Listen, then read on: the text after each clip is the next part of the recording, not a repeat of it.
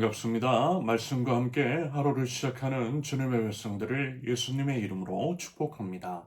2024년 12월 6일 금요일 오늘 주신 말씀은 아모스 3장 1절부터 8절까지입니다. 이스라엘 자손아, 이 말을 들어라. 이것은 나 주가 너에게 내리는 심판의 말이다. 이집트 땅에서 데리고 올라온 모든 족속에게 내가 선언한다. 나는 이 땅의 모든 족속들 가운데서 오직 너희만을 선택하였으나 너희가 이 모든 악을 저질렀으니 내가 너희를 처벌하겠다. 두 사람이 미리 약속하지 않았는데 그들이 같이 갈 수 있겠느냐? 사자가 먹이를 잡지 않았는데 숲속에서 부르짖겠느냐? 젊은 사자가 움켜잡은 것이 없는데 굴속에서 소리를 지르겠느냐? 덫을 놓지 않았는데 새가 땅에 놓인 덫에 치이겠느냐? 아무것도 걸린 것이 없는데 땅에서 새 덫이 튀어오르겠느냐? 성읍 안에서 비상 날팔이 울리는데 사람들이 두려워하지 않겠느냐? 어느 성읍에 재앙이 덮치면 그것은 주님께서 하시는 일이 아니겠느냐? 참으로 주 하나님은 당신의 비밀을 그 종 예언자들에게 미리 알리지 않고서는 어떤 일도 하지 않으신다. 사자가 으르렁거리는데 누가 겁내지 않겠느냐?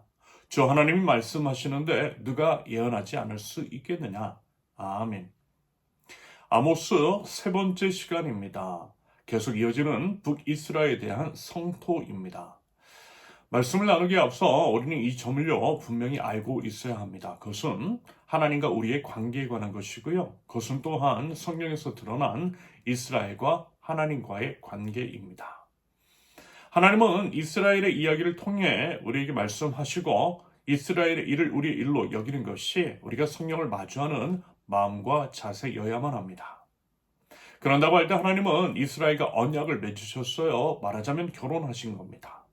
얼마 전까지 나눴던 호세아서를 통해 보여주신 이미지는 그것을 직관적으로 보여주죠. 아울러 세례 혹은 침례식은 영적 결혼식이라고 했어요. 하나님과 우리의 결혼식입니다.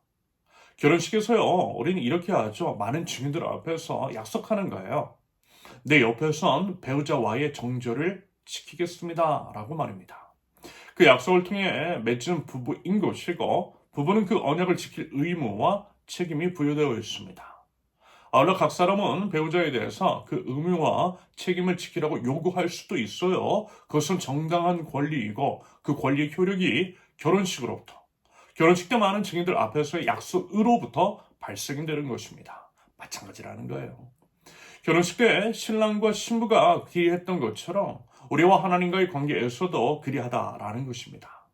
우리 신랑이신 주님에 대해서 정절을 지켜야 한다는 거예요. 만약에 그 약속을 파기하면 파기한 것에 대한 대가를 치르는 것이 맞는 것입니다. 왜요? 그렇게 약속했기 때문입니다. 말하자면 이와 같은 언약의 관계로 하나님과 우리가 체결되어 있으며 하나님과 이스라엘의 관계가 그러하고요.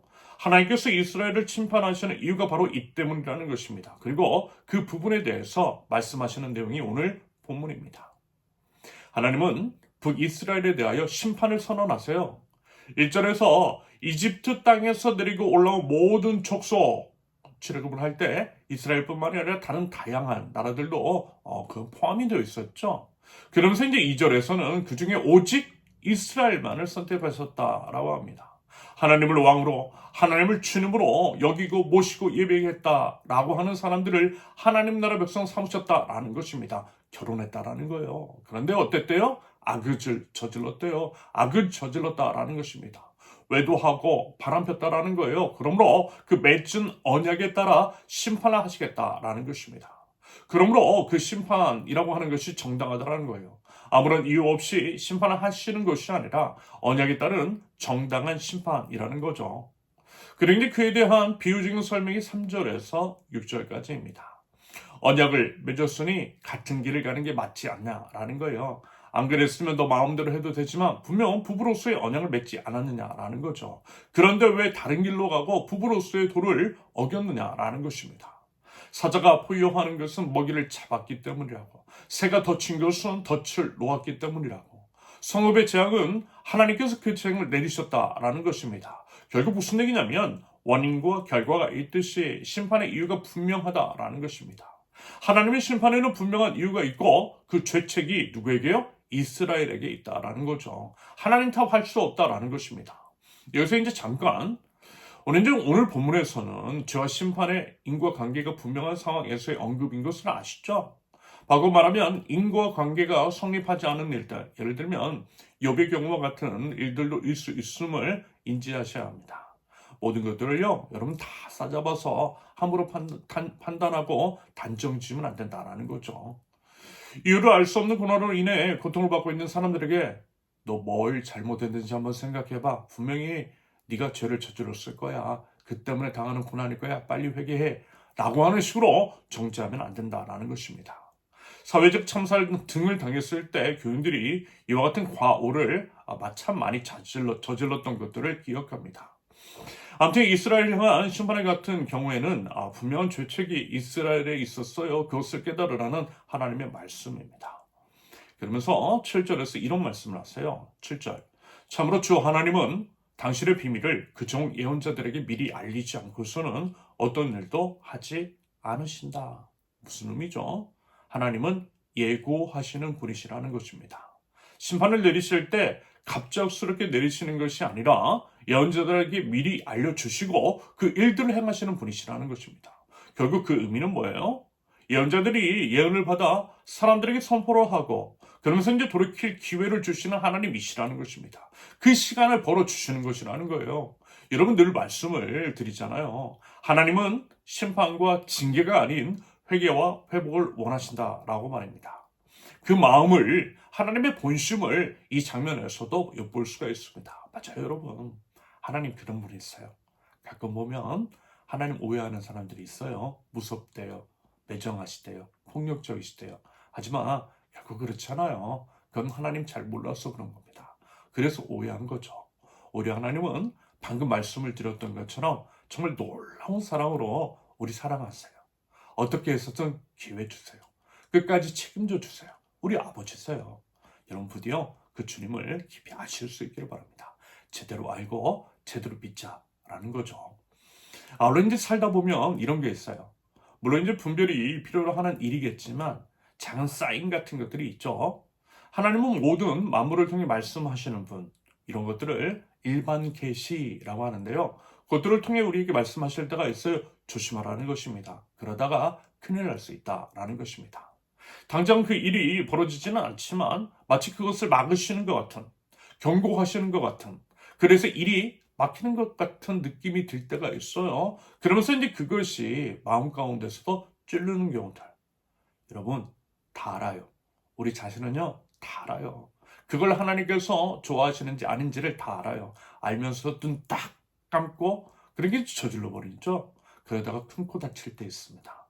나중에 후회할 때 있어요. 하나님께서 말하자면 그것을 못 넘어가시는 것들이 있다라는 것입니다.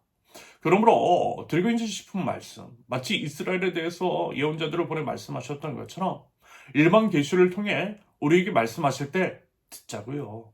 귀 기울여 듣자고요. 듣고 마음과 행동을 고쳐보자고요. 그러면 살 수 있어요. 고난을 피할 수 있습니다. 부디 그와 같은 분별과 지혜가 있는 저와 여러분들이 있을 수 있기를 바랍니다. 마지막으로 8절의 내용은 이런 것입니다. 하나님께서 예언자들에게 주셨다라는 것입니다. 예언의 말씀을 주셨다라는 거예요. 그러므로 그 예언을 선포하는 것은 당연하다라는 것이겠죠.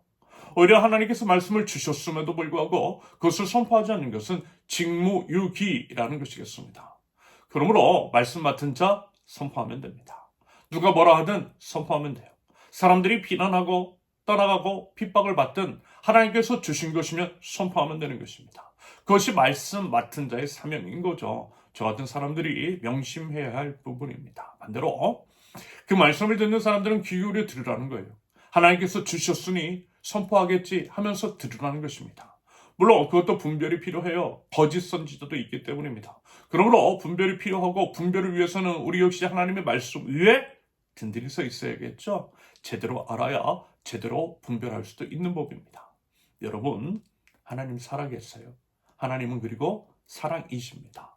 하나님과 우리의 관계, 사랑의 언약 관계입니다. 말하기는 하나님께 정절을 지키고 하나님의 말씀에 순종함으로써 언약 관계를 성실하게 지켜나가는 저와 여러분들, 하나님 나라 백성들 모두 되실 수 있기를 예수님의 이름으로 축원합니다. 함께 기도합니다. 하나님 나라 백성으로서 오직 주님만을 바라봅니다. 오직 주님만을 의지합니다. 오직 주님만을 예배합니다. 정결한 신부로서 신랑이신 주님만을 사랑하는 저희 되게 하옵소서.